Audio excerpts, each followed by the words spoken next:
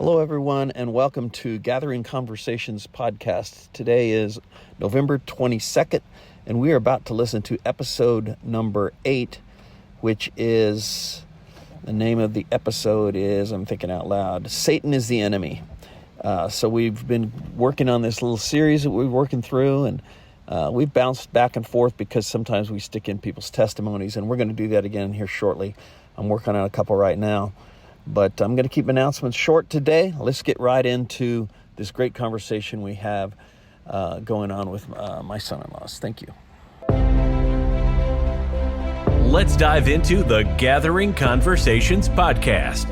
We're here to have genuine conversations about understanding what it means to be a Christian and how to live a truthful life that pleases Him. Our goal is to equip others to share the teachings of Christ with others. So, let's jump into today's conversation.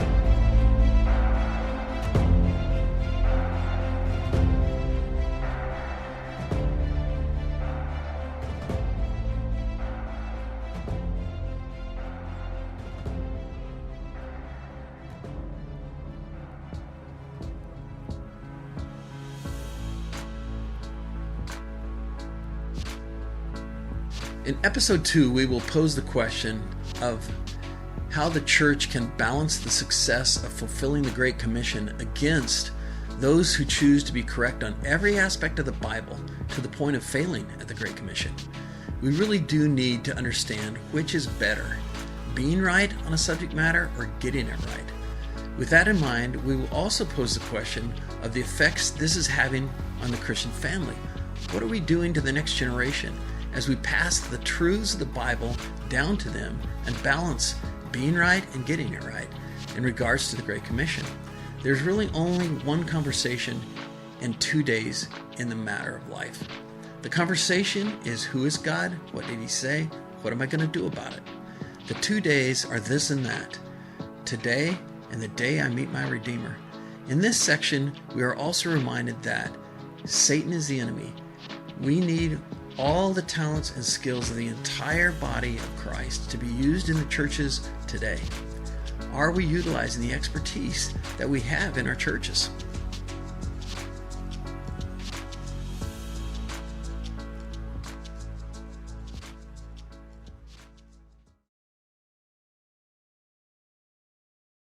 The philosophical concept of what we're doing tonight. So I'm working for the... And one of them is in a great market. Is this confidential information? This is proprietary. Okay, just So making don't sure. share that with anybody. One of them is in the right market, makes all the money.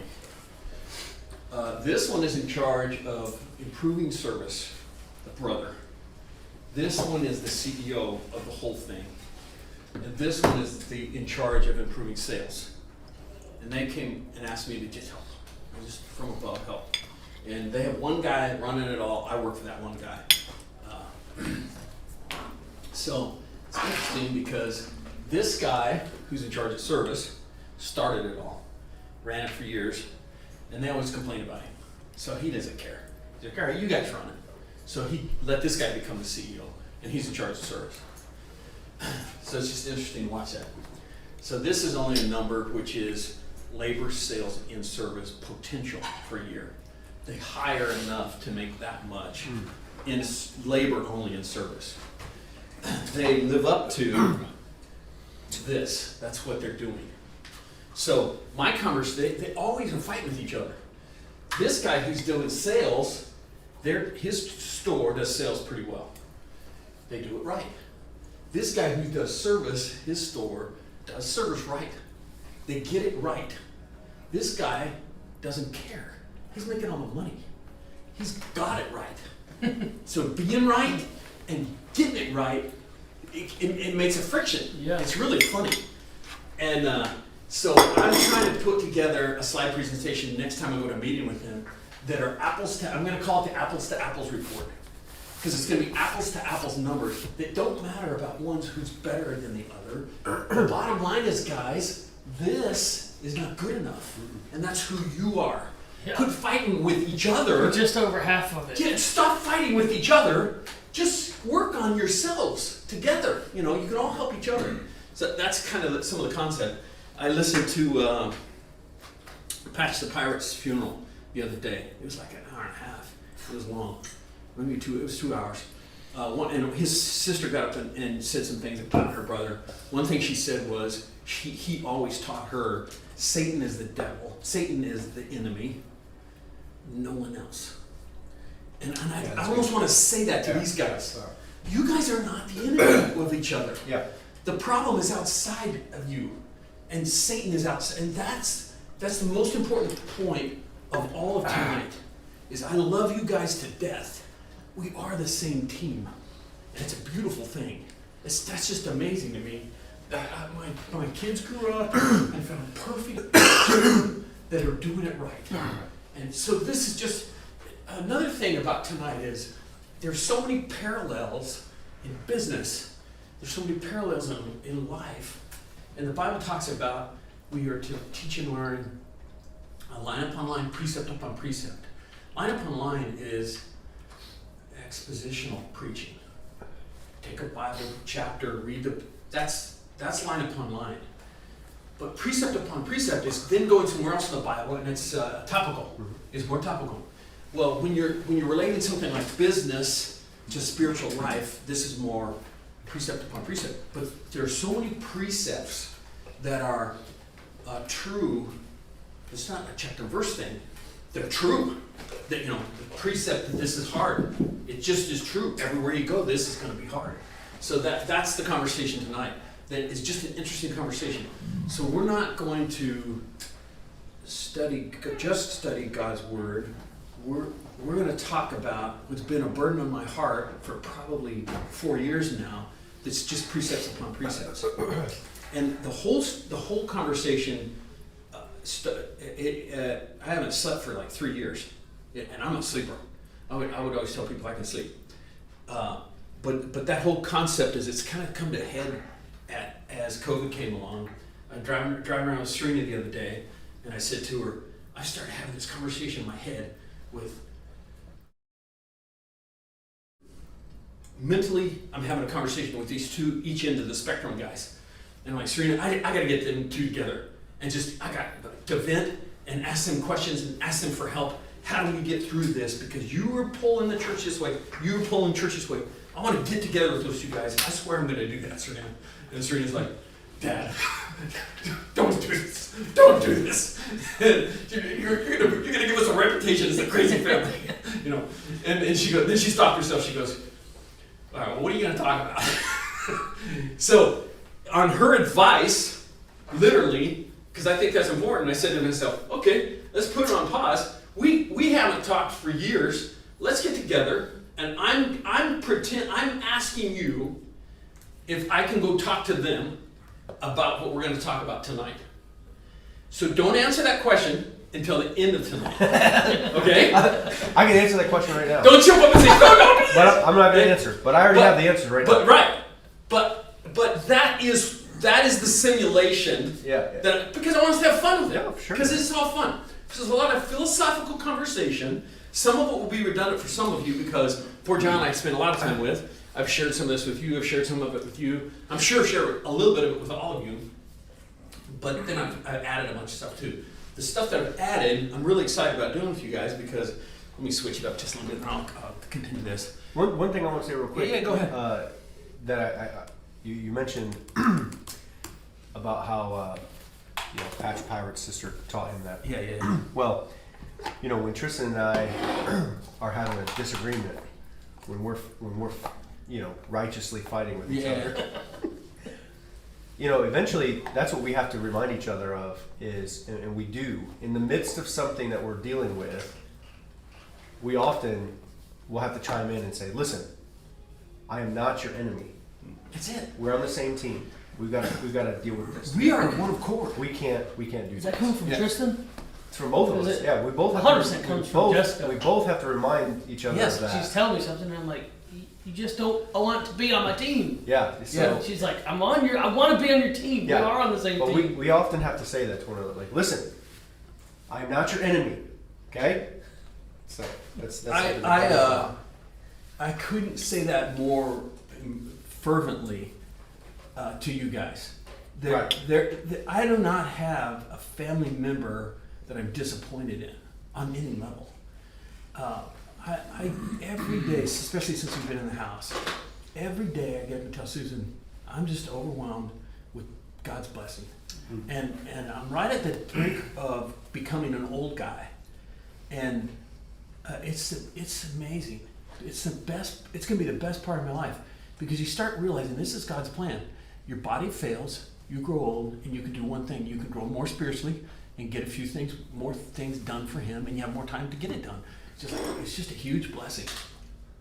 But if you could truly understand, I appreciate you saying that, Chet. Understand that as my heart is such a blessing. Just having a good family, it's just huge. It's a really good piece of it. So we're going to cover this. When we're done with this, we'll be done with tonight. All that stuff. No, just kidding.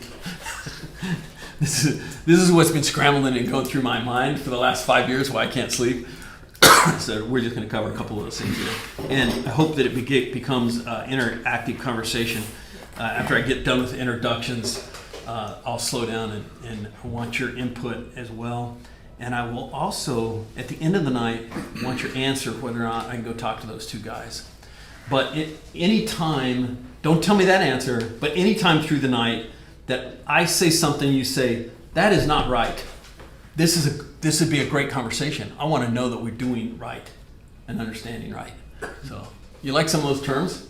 That's kind of our Christianity terms that we, old and new, we live with today. All right, so I covered that about 100% of your kids. You've heard me say this before, but I always say it. I believe the greatest intimacy two people can share is the mature confrontation of adversity. I think the generations we're having now, about your kids' age, maybe about the time you guys are around, but probably the younger ones, they don't know what confrontation is. They don't understand the advantage of it. It's a beautiful, beautiful thing. I thought this a few years back. It was kind of an odd thought, but it was true. The last night I spent with my dad was on November 5th, 2015. And that night I thought to myself, let me just read it. I think I was a better dad to my kids than he was to me. But I need to consider that he had different things to deal with in his life than I did. He made the world a better place. And then he also made it better for me and my children. He improved my life and for my children, me and my children's life, more than I improved your life, my generation. He and his generation saved the world for me and for my children. Although my first statement, which I think I was a better dad, needs to be weighed against the fact that my dad had a different task. His generation had a different task. And Susan and I have been reading several books this last couple of years, and one related that as generations go by, there's the different tasks based on history of where they sit in history, and it's oftentimes cyclical. For instance, some countries who really get fluency going, like America, the last 50, 80 years, become a white-collar country. And within 2 generations, they go all the way down to blue-collar and back to white. And the same holds true if they're a blue-collar country that doesn't have as much fluency. They might see some profitability, but within another generation, it falls back down to blue-collar again. And the same is true as we talk about some of the precepts upon precepts that I open with. The same is true with sin. It'll rear its head and go back, and people get revival, and then that. And so, as I consider myself as a parent and who my dad was, he had a completely different life to live than I did, and he made this world a really good place for me. And so that becomes a part of what am I doing for the next generation? Am I going to teach them some stuff so they can carry on and keep spiritual life moving for a couple more generations? A good, strong. What percentage of my great grandkids would I be willing to lose for the world? Well, Zero. Zero. It's a rhetorical zero. For sure, my grandkids, because I know them, and they're just as important to me as you guys are. As now that I got to know them, but that will become true of your grandchildren. So it's just an interesting thought. And then I got it in your books tonight. There's only one conversation I think I'm getting to that age too where you guys hear me blab on a lot, and eventually it's just like, oh, here comes Bill again. You know, what are we gonna do with this? And I think that there's validity in that. I understand that that thought. But then I go to Covington and hear the pastor speak, and he's in the same conversation. He's saying the same thing I'm saying. I go to hear speak, and we've been to 3 or 4 different churches, and the message, it's the same conversation. There's only one conversation, and there's only 2 days. I shared the 2 days when my dad died, this and that, today, and the day you see Christ. But the conversation is basically, who is God? What did he say? What are you going to do about it? I could put that slide with money back up there. Who is God? Money. What did he say? Well, they each say, I say this is the right way to do it. I don't care. I'm making all the money. So that's what he said. This is what I'm going to do about it. It's the same conversation. We're always in the same conversation. Is what are we going to do about the truth that's right here in front of us today? So I hope you recognize that. I come to you guys in love. Genuinely, no one could love you more than me. Now, there might be somebody that loves you more than me, but I promise you, nobody loves your wife more than I do. Not even you. And I'll argue that. And you would probably argue that about your children as well. So I come to you in genuinely in love. It's interesting to me. It drives me nuts. Pastors in the world so oftentimes become pastors right out of college, and they never work in the world. I appreciate that Peyton has worked in the world for a while. We went to a little church up north of us a couple times now, and I met the pastor there. He graduated from Conservative Bible College as an accountant. And he worked as an accountant in Nashville for 10 years, then became a pastor. I'm like, man, I want to shake your hand. Because I don't think pastors that are only pastors their whole life have ever taken the time to recognize they're experts in the Bible. They're experts in ministry.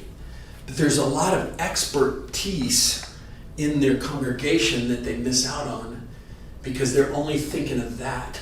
And there's so much, if they really realized how much expertise there is in just a Harley Davidson dealership, or in just having a motor clothes, or in just in coffee in restaurants, how much expertise is there in a weld shop? You know, I can say that of each one of you.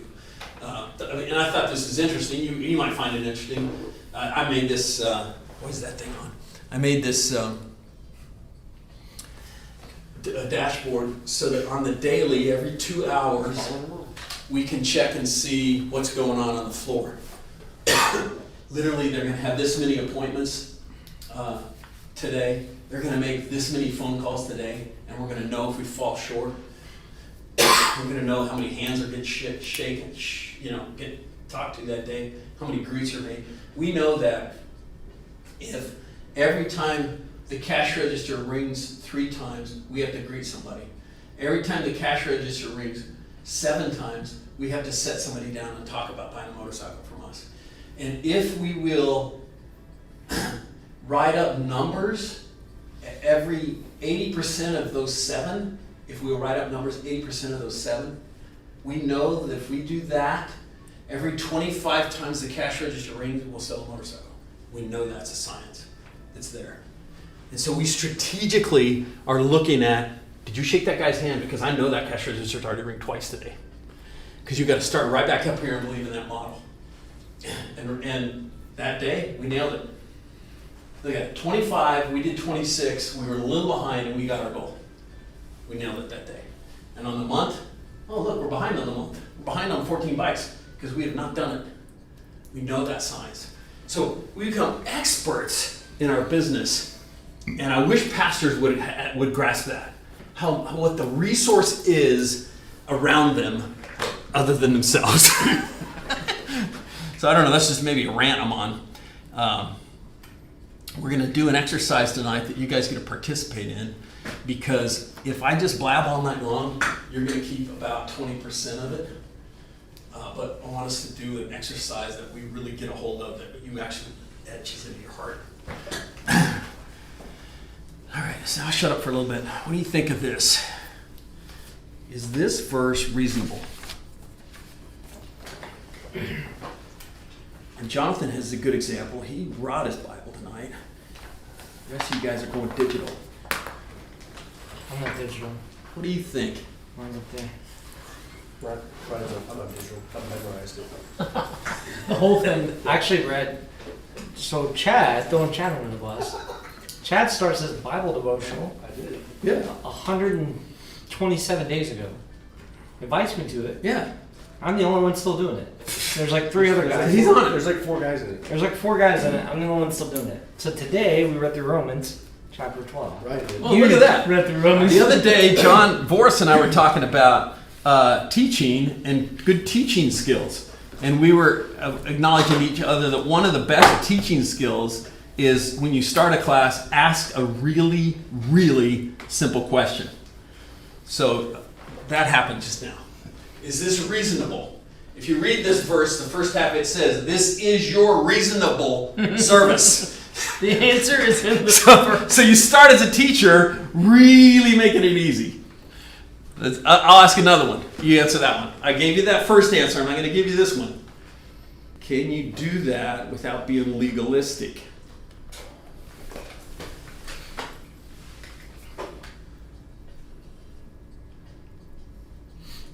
That's a good question. I think as we go through the night, we can answer this question. That's one of our challenges before us. So I didn't give us as an easy one. Okay, so just think about it. That's on the plate as we walk through this a little bit tonight. Chad was studying Hebrews a few weeks back for his group. Can you have a witness without faith? I don't think you can if you read Hebrews 11. I'm talking about my witness tonight. But I thought that was precious learning. Because I was studying my witness, not my testimony, my witness. I don't have a good witness if you read Hebrews 11 if I don't walk with some faith. It's not a great witness unless I'm applying faithfulness in a life. So then the second half of that is, can you have unity in the church without the conscience of the people? And that's a tougher one to get to. But we'll study that a little bit tonight too. But that's one of the things on the plate. Why are we here? We're here to tell Bill whether or not he can go talk to those two pastors or not. That's why we're here tonight. What I'm going to talk to those 2 pastors about is good, better, and best, and what is the church. Those 2 things. I just want to ask them a little bit about it because I need their help in that because they come from both ends of the spectrum. So that's what we'll cover a little bit tonight. Good, better, best. Some of my slides, you see some headers like that. Just good reference point. This guy's got great stuff on music. The Albert Mohler one is up there. He has great stuff on intellectualism and intellectual conversations and the honesty of them in the world today. So you'll see those as reference points.